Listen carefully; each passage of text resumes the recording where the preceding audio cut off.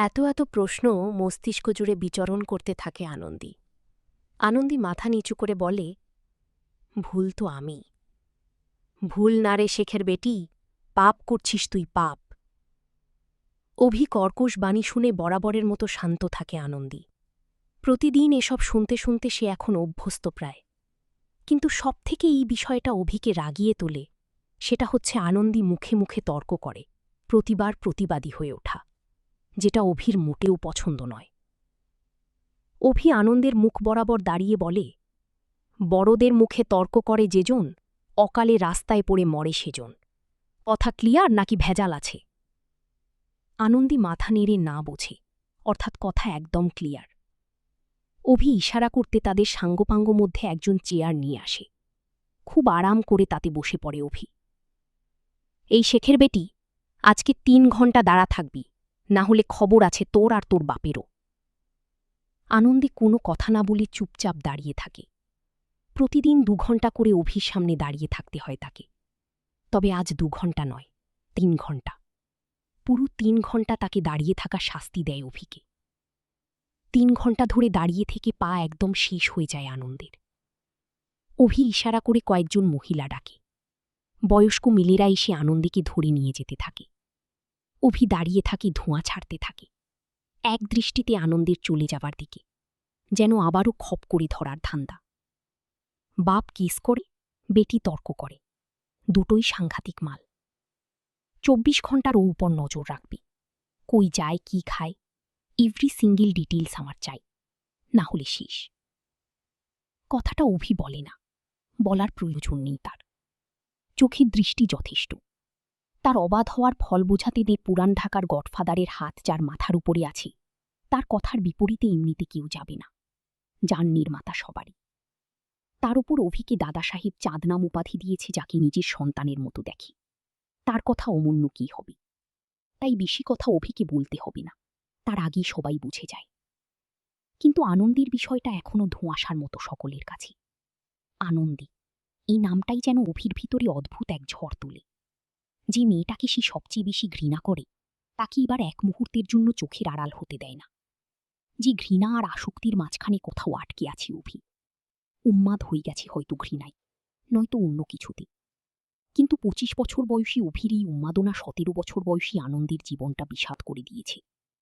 বর্তমানে এসএসসি পরীক্ষার্থী আনন্দী।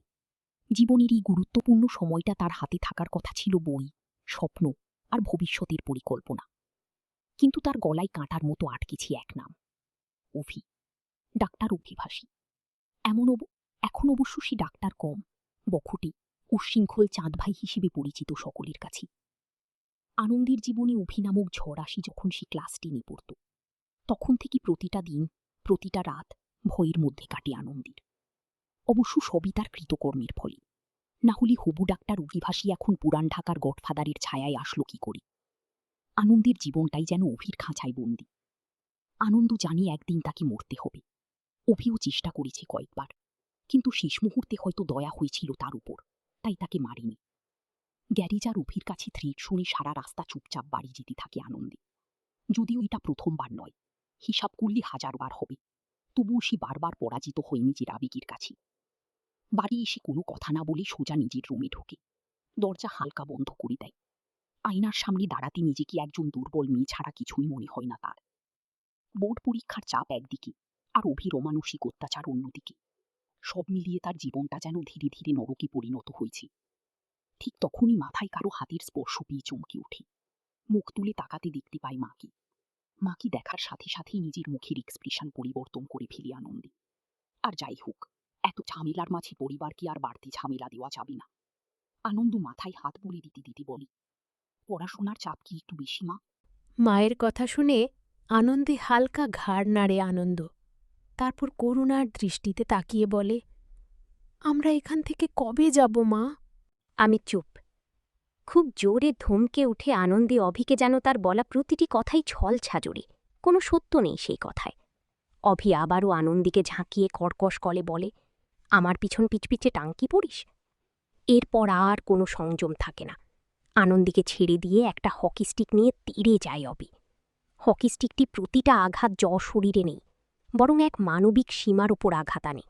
মাঠের কর্কশ নীরবতা, আঘাতের কর্কশ শব্দ আর ছেলেটার আত্মচিৎকার আনন্দে দাঁড়িয়ে থাকে এই মর্মান্তিক দৃশ্যের একমাত্র সাক্ষী সে, অথচ সম্পূর্ণ অসহায় তার।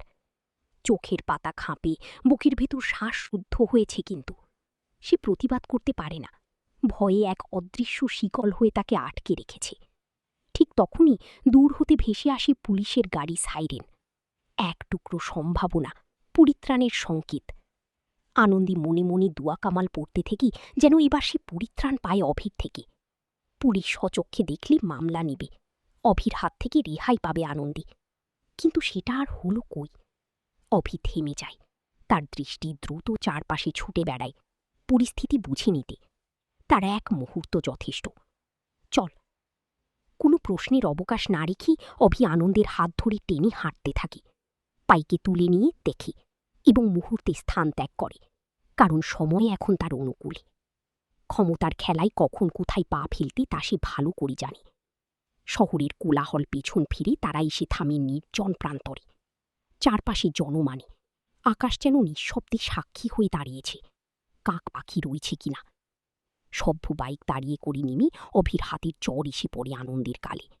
সে দুলে ওঠে, পৃথিবী যেন এক মুহূর্তে যেন ঘুরে ওঠে তার চারপাশে।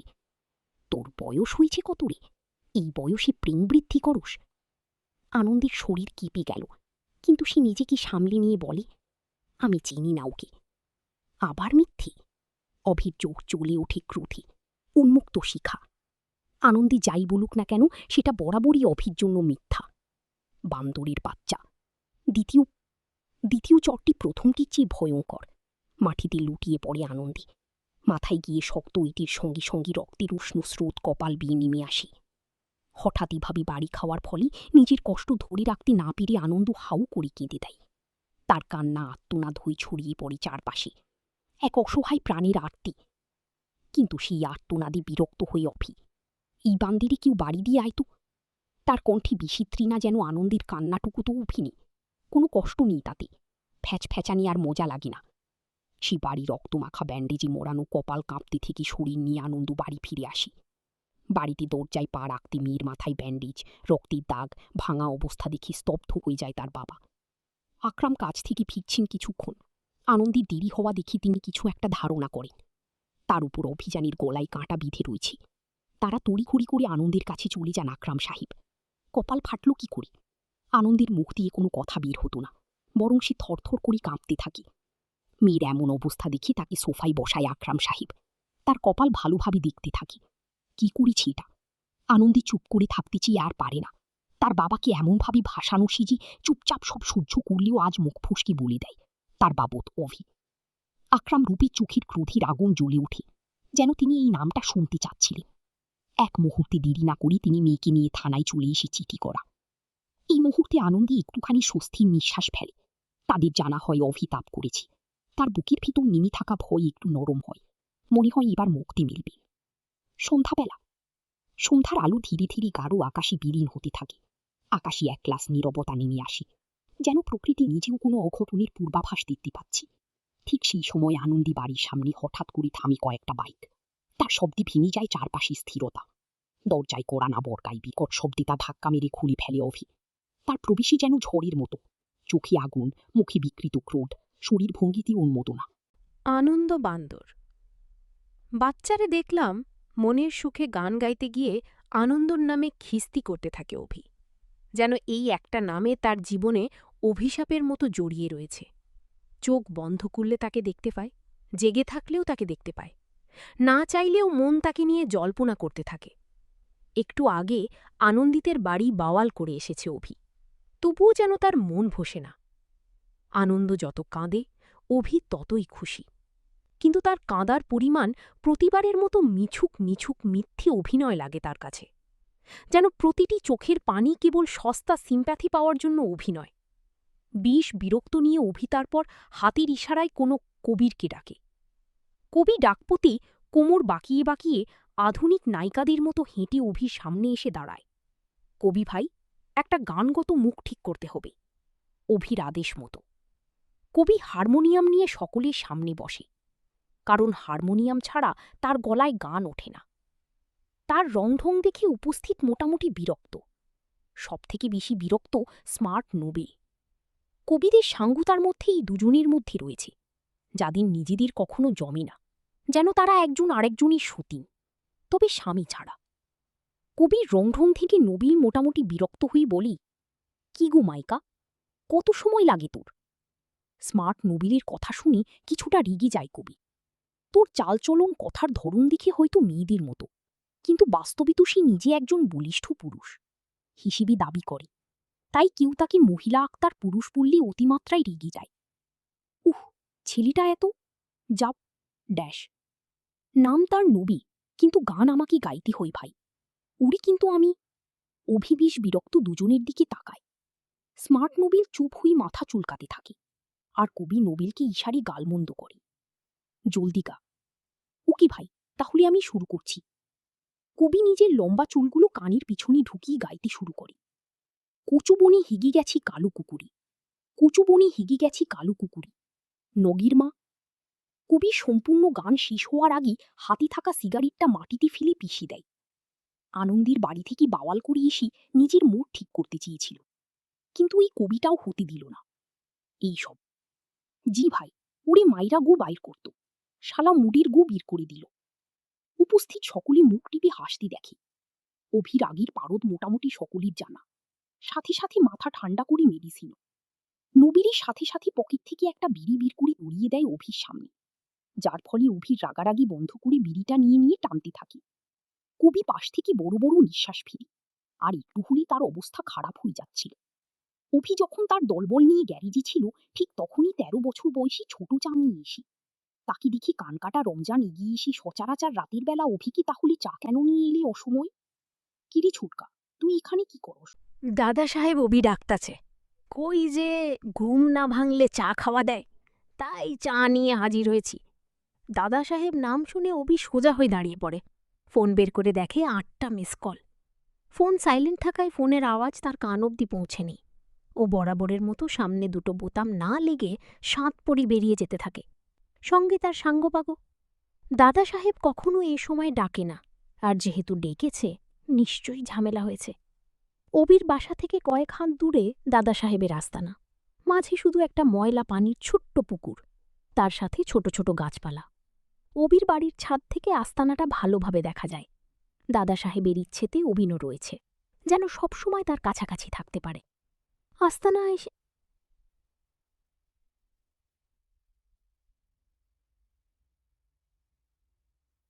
আস্তানায় এসে অবি দেখে দাদা সাহেব সোফাতে বেশ চিন্তাভগ্ন অবস্থায় বসেছে। নবনির্বাচিত এমপি, তার দলের লোকেরা এবং জেলা পরিষদ। অবি ভিতরে দাদা সাহেব হাতের ইশারায় করে কাছে দেখে। আদাব দাদা সাহেব, আয় অবি, পাশে বস। অবিয়ে দাদা সাহেবের পাশে বসে। ৪৫ বছর বয়সী দাদা সাহেব এখনও ঠিকমতোই যুবক। বয়সের ছাপ তেমন একটা তার চেহারায় ফুটে ওঠেনি। বাপ, একটা মানুষ কখন বড় হয় জানো? অভি মাথা না বজাক, অর্থাৎ সে জানে না। দাদা সাহেব অবির মাথায় হাত রেখে বলে, যখন তার রক্তে রাঙা হয়। দাদা সাহেবের কথাই অভি চুপচাপ তার দিকে তাকিয়ে দেখে। এ নিয়ে কয়েকবার দাদা সাহেবের এই ধরনের কথা বলেছে। তাকে কেন বলছে সেটা সে জানে। এই লাইনে যদি মানুষ না মারো, বড় হতে পারব না। দাদা সাহেব, আমি মানুষ খুন করতে পারব না। আমি তোমারই জোর করুম না। অভিজাত তুমি হইল আমার চাঁদ, তোমারে আমি জোর করুম না। মাগার তুমি যখন, তখন তুমি ২-৪টা। না দাদা সাহেব, আমি সবাই করতে পারি, কিন্তু মানুষ সম্ভব। ঠিক আছে স্যার, তুমি সময় নাও তাহলে, আমি উঠে যাব। আচ্ছা যাও। আস্তান থেকে সোজা হয়ে বেরিয়ে যায়। অভির হাজার খারাপ কাজের মাঝে একটাই কাজ ভালো করে সে, কখনো আর তার দ্বারা কেউ মরেনি। অভি মানুষ পিঠেছে, রক্তাক্ত করেছে, তবে খুন করেনি। এটা তার দ্বারা হয়নি। অভি তো রাজি না দাদা সাহেব। অভি আমার জানের টুকরো। ও যেটা করব না তা করব না, কথা শেষ।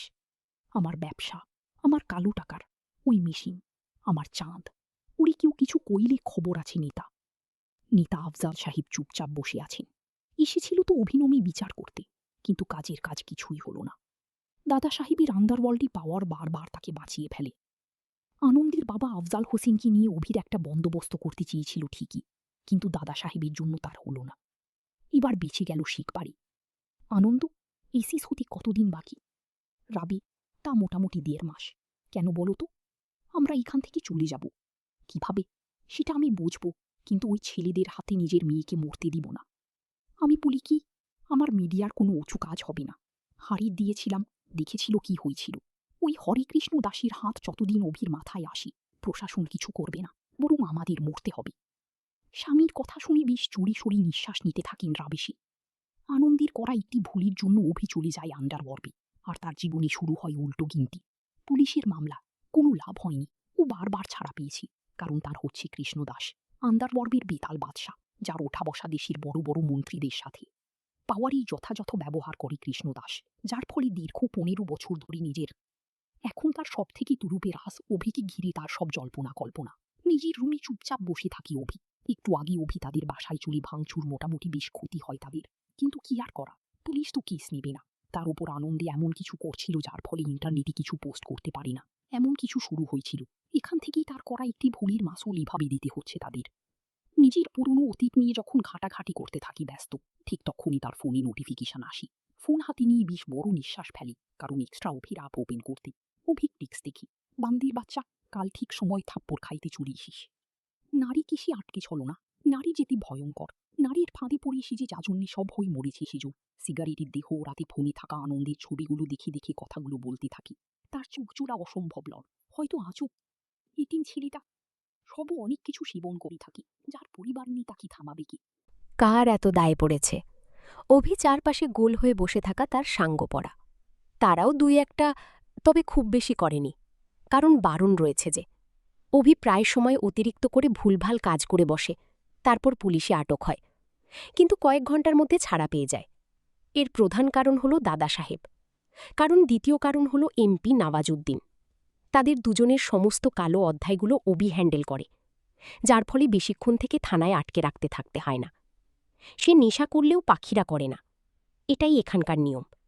নেতাদের চোর চালান থেকে সবকিছু অভির কন্ট্রোলে, কিন্তু সে এখনও জগতে তেমন একটা নাম করে উঠতে পারেনি। তার প্রধান কারণ হচ্ছে নামের আগে খুনির ট্যাগ না পাওয়া। আলতে একটা রুল আছে, যার নামের আগে যত খুনের সংখ্যা, তার দখলে তত বেশি ক্ষমতা, যার ফলে কালো দুনিয়ায় অভিনমটা তেমন জাগ্রত নয়। তবে সে কালো দুনিয়া বাক্যের ফলে ভিতরে কালো দুনিয়ার খবর চাপা পড়ে থাকে। এত এত এত খুন হয়, ঘুম হয় ঠিকই, কিন্তু বিচার হয় না। আর এসবের বিচার না হওয়ার একমাত্র কারণ হচ্ছে ওপরে থাকা এসব মন্ত্রী। মিনিস্টার লোক দেখানো গ্রেপ্তার হয় ঠিকই, কিন্তু বিচারে না। যার পুরোপুরি সুযোগ ফিরে দাদা সাহেব। পুরো বাংলাদেশে কালো দুনিয়া চলে দাদা সাহেবের হুকুমে। তবে তার নিচে অগণিত রোগ রয়েছে, যারা পুরো দেশে নিজেদের সিস্টেম বজায় রাখে। হয়তো তারা আমজনতার মতো দেখতে, তাই হয়তো আমরা বুঝতে পারি না কে কেমন, কার মনে কী চলছে। নিশাস্তবি হুট করে উঠে বসে। আজ তুলনামূলক একটু বেশি করে ফেলেছে বোধহয়। পা দুটো টলমল করছে এদিক ওদিক চলে যেতে থেকে। টলি পড়ার আগে কেউ তাকে ধরে ফেলে, না হলে মাটিতে পড়ে যাওয়ার সম্ভাবনা রয়েছে। আর অভি তো মাটিতে পড়লে বাকিদের টেনে ফেলবে, এটা তো স্মার্ট রুবেল। অভিকে ধরি চাঁদ ভাই আপনার রুমে দিয়ে। আবু চোখে স্মার্ট রুবেলের দিকে তাকাবে, তারপর গালি আসতে থাপ্পড় মারতে বলে গাড়িটা বাইর করবে। ব্যাটা কপাল কুচকে নবিল তাকায়। অভিকে এত নেশাগ্রস্ত অবস্থায় এখন কোথায় যাবে? কিন্তু ভয়ে প্রশ্ন উঠতে পারে না, তবু সাহস সঞ্চয় করবে। ভাই এত রাতে কই যাবে? নবিলের পাল্টা প্রশ্ন শুনে মুখে কিঞ্চিত পরিমাণ হাসি টেনে অভি উত্তর দেয়, এক বান্দির বাচ্চার বাসায়। ওরি না থাপড়াইলে কলিজা শান্ত হইবি না, জলদি বাহির কর গাড়ি। অভি নির্দেশের মতো নবিল ইশারা করে কুদ্দুসকে গাড়ি বের করতে বলে। তারপর তারা অভিকে ধরি গাড়িতে তুলি। গাড়ি ওঠার সাথে আগে চোখ মুখে পানির ঝাপ্পুরটা দেয় অভি। থাপ্পুর মারার জন্য সত্যি তো দরকার। গাড়ি এসে সিটে পুরো শরীর দেয়। যেতে যেতে এক চমক ঘুম হয়ে যাবে। এই চোখ বন্ধ করে নিদ্রায় খুলে পড়ে সে। পাখিরা চুপচাপ গাড়িতে উঠে বসে, সকলে নিজেদের মুখে কুলু পাতে। অভির ঘুমে ডিস্টার্ব হলে তাদের সারি বেশি বাজাবে সে। শেখ বাড়ি। রাত তখন একটা ভার। সবাই তখন গভীর ঘুমে, শুধু ঘুম নেই আনন্দের চোখে। টেবিলে ল্যাম্পপোস্টের আলি বই খুলে বসে থাকে এইচএসসি পরীক্ষা প্রস্তুতির জন্য। চোখের বইয়ের পাতায় কিন্তু মন বরাবর হারিয়ে যায় তার। লাইন পড়ছে বারবার, কিন্তু পরক্ষণে আবার ভুলে যায়। তবু নিজেকে জোর করে পড়ায় মন বসাতে চায়। আনন্দের মাঝে মাঝে বাবার ঋণের কথা মনে পড়ে বুকটা ভারী হয়ে ওঠে। তাদের ব্যবসা ছোট ছিল, কিন্তু সৎ ছিল। এত ঋণ কখনোই ছিল না তার বাবার। কাপড়ের ব্যবসা বাড়ানোর সব মিয়া আজম শেখ নতুন এক বড় ডিল করে নেন। সেখানে অভির লোকেরা কেতা সেজে আছে। প্রথমে তারা অগ্রিম টাকা দিয়ে বিশ্বাস অর্জন করে, বড় অর্ডারের লোক দেখে। তারপর বহু কাগজে সই করিয়ে সেখানে অঙ্কটা আসল টাকার চেয়ে কয়েক গুণ বেশি দেখানো নয়। ডেলিভারির দিন ইচ্ছে করে পণ্য রিজেক্ট করে দেয়, দোষ চাপিয়ে শেখ সাহেবের মাথায়। একই সাথে বাজারে তার নামে গুজব ছড়ে, খারাপ মাল, প্রতারণা, ব্যবসা সুনাম। একদিনই শেষ।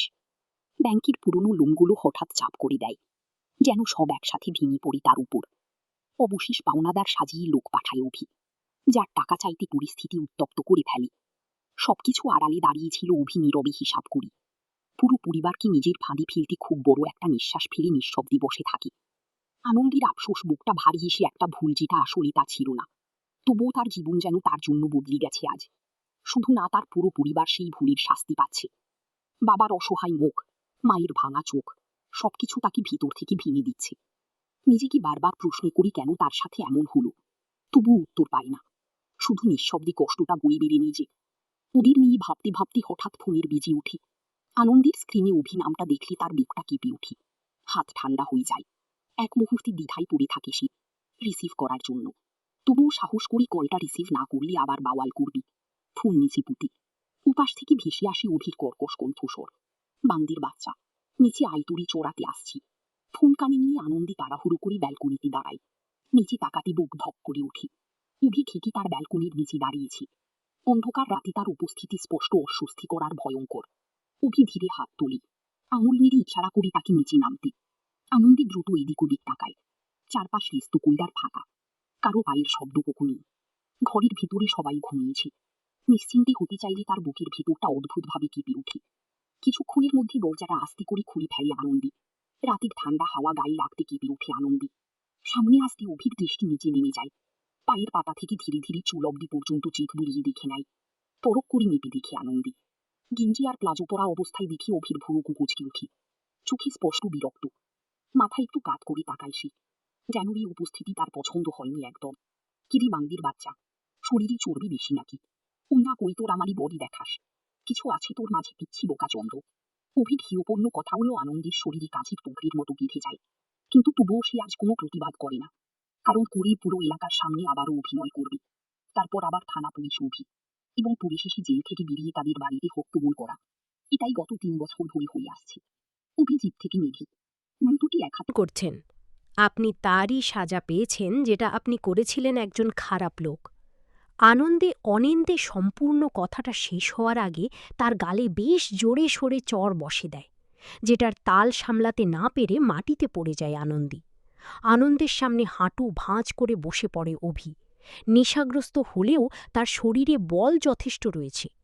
আনন্দীর চুলের মুঠে টেনে ধরে অভি বলে, তোর জীবনটা আমি তেজপাতা বানাই ছাড়ব। শেখের বেটি, অনেক বাড়ছস তুই। আনন্দীকে সেভাবে রেখে উঠে দাঁড়ায় অভিক। কদম পিছিয়ে গিয়ে আবারও আনন্দীর উদ্দেশ্যে বলে, তোর জানাজা আমার হাতে উঠবে জান, বান্দির বাচ্চা মিলাই নিস। জীব নিয়ে নিজের সাঙ্গপাঙ্গদের সঙ্গে বেরিয়ে পড়ে অভি। আর নদী তখনও মাটিতে বসে থাকে, 2 হাতে চোখের পানি মুছে উপরের দিকে তাকায়। আল্লাহ, এত মানুষ মরে, এই জানোয়ারটা কেন মরে না? ওকে কেন আপনি নিয়ে যাচ্ছেন না নিজের কাছে? ফুপিয়ে ফুপিয়ে কাঁদতে থাকে আনন্দী। এই অন্ধকার আচ্ছন্ন রাতে তার কান্নার আওয়াজ শোনার মতো, তাকে সান্ত্বনা দেওয়ার মতো কেউ নেই। উপরে আল্লাহ ছাড়া আনন্দীকে আর কেউ এই বকাটের হাত থেকে বাঁচাতে পারবে বলে মনে হয় না। দিন যত যাচ্ছে অভি নামক বকাটে আনন্দীর জীবনটা আরও বিষদময় করে তুলছে। অন্ধকারে আচ্ছন্ন ঢাকা শহরে এক আলাদা সৌন্দর্য বহন করে চলে। সারাদিন কোলাহলপূর্ণ পরিপূর্ণ শহরটি নিমেষে ফাঁকা হয়ে পড়ে থাকে ইতিমের মতো। এই শহরে উলিতে গুলিতে রয়েছে অজানা অনেক গল্প, যেই গল্পগুলো বিস্তৃত বর্ণনা রয়েছে বটে, তবে তার ইতি টানার মতো কেউ নেই। এখানে এক একটির পর একটি ঘটনার সাক্ষী হতে থাকে এই ঢাকা শহর। অভি আর আনন্দের ঘটনাটাও ছিল ঠিক সেরকমই। 2023 সালে এক কিশোরী এমন কিছু করেছিল যেটা পুরো বাংলাদেশে আলোড়ন সৃষ্টি করেছিল। সোশ্যাল মিডিয়া থেকে শুরু করে পত্রিকার সব কিছুতেই সেই খবরটি একটা হেডলাইন চলত নিউজ পোর্টালগুলোতে। তবে খুব বেশি দিন সেই নিউজ বা খবরগুলো স্থায়ী হতে পারেনি। ক্ষমতা এবং অর্থের জুড়ি সাদাকে কালো, কালাকে সাদা পরিণত করেছি। লোকটি মুক্ত হয় এবং নিমেষে সব জায়গা থেকে সেই নিউজও। আমাদের দেশের প্রধান সমস্যা হলো আমরা নতুন কিছু বলি, পূর্বের সমস্ত কিছু ভুলে যাই, যেটার সুযোগ আস্ত ব্যক্তি নিয়ে থাকি। এই নিউজটি ছিল ঠিক সেরকম। তারপর থেকে শুরু হয় আনন্দী আর তার পরিবেশের সর্বনাশ। কথায় আছে না, কারো পৌষ মাস কারো সর্বনাশ। আনন্দী আর অভির বিষয়টা থেকে কেমন? অভির পৌষ মাস তো আনন্দের সর্বনাশ। এভাবে চলছে তাদের জীবন। জীব নিয়ে ফাঁকা রাস্তার মাঝে ছুটতে থাকে অভি তার সাঙ্গপঙ্গরা। তারা তো জানে না বর্তমান তাদের গন্তব্য ঠিক কোথায়। গাড়ি ছুটতে থাকে আপন গতিতে। তার মাঝে হঠাৎ ব্রেক কষলে পরিপূর্ণ ধ্যানে ফিরে আসে অভি। ক্ষিপ্ত মেজাজ নিয়ে সামনে তাকাতে দেখে এক পথশিশু জিপের সামনে দাঁড়িয়ে থরথর করে কাঁপছে। পাশ কাছ থেকে নোবেল বলে, কিরে শালা, মরার জায়গা পাইলি না? শুধু কিছু শিশু না, শুধু কাঁপতে থাকে। অভির চোখ চলে যায় তাদের হাতে থাকা পলিথিন ব্যাগ ভর্তি খাবারের দিকে। হয়তো কোনো ডাস্টবিন থেকে কুড়িয়ে এনেছে। অভি হাতের ইশারায় পিচ্ছি ছেলেটিকে কাছে ডাকে। ইশারা পেতে ছেলেটি ধীরে ধীরে কাছে চলে যায়। অভি এক টান দিয়ে হাতে থাকা পলিথিন নিয়ে গন্ধ শুকে দেখে অসম্ভব জঘন্য, হয়তো কয়েকদিনে বাসি খাবার। অভি পিছনে তাকিয়ে তার সাঙ্গপঙ্গদের উদ্দেশ্যে বলে, গাড়িতে কিছু খাওয়ার আছে? কবি মাথা চুলকাতে চুলকাতে বলছে, 2 বোতল মাল আর পিৎজা আছে। অভি কড়া চোখে তাকিয়ে পিৎজার প্লেটটা ছিনিয়ে নেয়, তারপর শিশুটির হাতে ধরিয়ে দেয়। শিশুটি খাবার নিয়ে যাবে, তার আগে অভি তার হাত ধরে ফেলে। প্যাকেট থেকে 1000 টাকার নোট বের করে বলে, আগে ডাক্তারের কাছে যা বেটা, শরীর জোর। কাঁপতেছে পিচ্ছি টাকা নিয়ে উত্তর দেয়, সমস্যা নাই মিয়া ভাই, আমায় মাইয়ের কাছে গেলে ঠিক হয়ে যাব। ছেলেটি টাকা নিয়ে হাসি খুশি মনে রাস্তা পার হয়ে যেতে থাকে। অভি তার খুশি দিক গতি দেখে বলে উঠি, মানুষ কষ্ট পাইলে মাইয়ের কাছে যায়, আর আমার তো শালা মাই নেই। জীব উপস্থিতি সকলে একমতের জন্য নিশ্চুপ হয়ে যায়। অভি অনাথ হল, তার মনটা দানবীরের মতো বড়। যখন প্রত্যেকে প্রায় চুপ থেকে যায়, তখন পাশ থেকে নবিল একটু সাহস যোগে অভিকে বলে, চাঁদ ভাই, এখন আমরা কই যামো? বিলকিস হালকা গা হেসে অভির কাছাকাছি এসে দাঁড়ায়। একমাত্র অভিকেই বাইজি বলে যে বিন্দুমাত্র অপমান বোধ করে না, বরং আরও ভালোবাসে এই ডাকটিকে। আমার লাগি, আজকে রাগটা থাকবি? জিপে বসতে বসতে অভি ফঙ্গি ইশারা করে জিপে উঠে। তারপর বিলকিসকে উদ্দেশ্য করে বলে, এই চাঁদ সবার আকাশে উদয় হয় না, একমাত্র তার আকাশে উদয় বউ যে আমারে 3 কবুল কইব। চোখে কালো চশমা পরে বেরিয়ে পড়ে অভি তার জিপটি নিয়ে ফাঁকা রাস্তায়। বিলকিস শুধু তার চলে যাওয়া দেখে মুচকুচে আসে। বউ তো তোর আমি হমু চাঁদ, বিলকিস আকাশের চাঁদ উঠব। পূর্ব দিকে সূর্যটি যেন এক নতুন সকানের বার্তা নিয়ে উঠেছে আজ। তার ঝলমলে কিরণ হয়তো কেউ পুড়ে ছরকার করে দিচ্ছে, নতুবা কেউ পরম যত্নে রশ্মিগুলো শরীরে মাখতে। অবশ্য নভেম্বরের সূর্য তেমন একটা কিরণ ছড়াতে পারে না, আর না ধরণী তা দিলে তুলতে পারে। একটা মিষ্টি শীত শীত ভাব চারপাশে। উজাড় শরীর মন উজাড় করে দেয়। নভেম্বরের বিকেলে বেলাটা বেশ ঠান্ডা পড়ে যায়। সিম্পল সোয়েটার শরীরে জড়িয়ে চুলগুলো অনিটেল করে কাঁধে ব্যাগ নিয়ে বান্ধবীদের সাথে বেরিয়ে পড়ে আনন্দে, বরাবরের মতো। 4টা ছুটি হয়। মিড শিফট হাওয়াতে প্রতিনিয়ত এই সময় ছুটি। তার মেরিন শিফটে স্পেস না থাকায় মিড শিফটে ক্লাস করতে হয় আনন্দীকে, যার ফলে প্রতিদিন ভাত ঘুম নষ্ট হয়ে যায়, ব্রেনও কেমন গরম গরম থাকে। কলেজ থেকে বেরিয়ে আনন্দী দেখতে পায় বেশ অনেকটা দূরে একটা কালো জিপ রাখা, তার সামনে একটু V4 বাইক রাখা, যেটা অভির signature bike. Short film feat Punjabi and Mundo, সাথে বাইকটি এবং অভির টাইনিং লুকে কমপ্লিট করে একদম আলফা মেলদের মতো। দূর থেকে অভিদের এই স্পষ্ট ঝলক দেখতে পায় আনন্দী। দেখে কপাল কুঁচকে বলে, বকাটে অভিকে দেখুন না, দেখার ভান করি। উল্টো একটা রিকশা নিয়ে হয়ে যেতে থাকে। আনন্দীকে দেখে অভি বলে, বান্দি কামটা করল কি, চাদরে ইগনোর করল, ওরে এবার সত্যি সত্যি খাঁচায় ভর্তি হইব। উন্মাদনা, প্রথম পর্ব। পুরো গল্পটা প্লেলিস্টে পেয়ে যাবেন।